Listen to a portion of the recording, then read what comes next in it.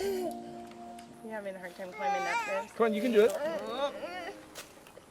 Here, I'm gonna hold your hand. Hold on. Your legs on.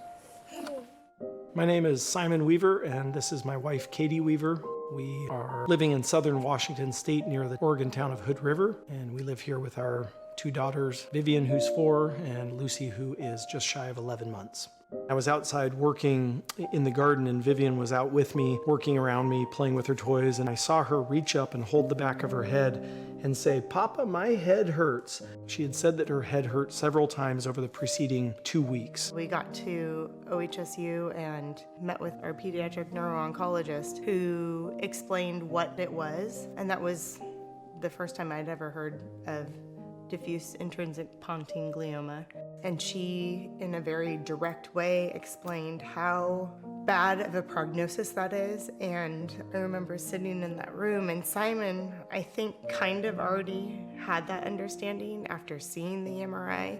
And I remember sitting in that room after she was explaining what it was and how horrible it was, and just like, I felt like I just wanted to lay on the ground, and just remember sitting and holding my head and just going, like, how can that be happening?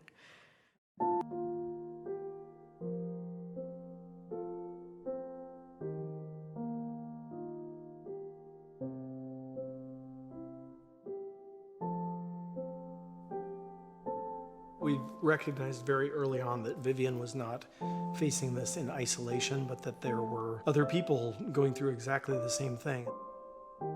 As there's more hope on the horizon now than there ever has been previously. Our hope is that we find a cure for Vivian in the short term, and that God maybe reach down and touch her little body and cure her miraculously if that's what it takes.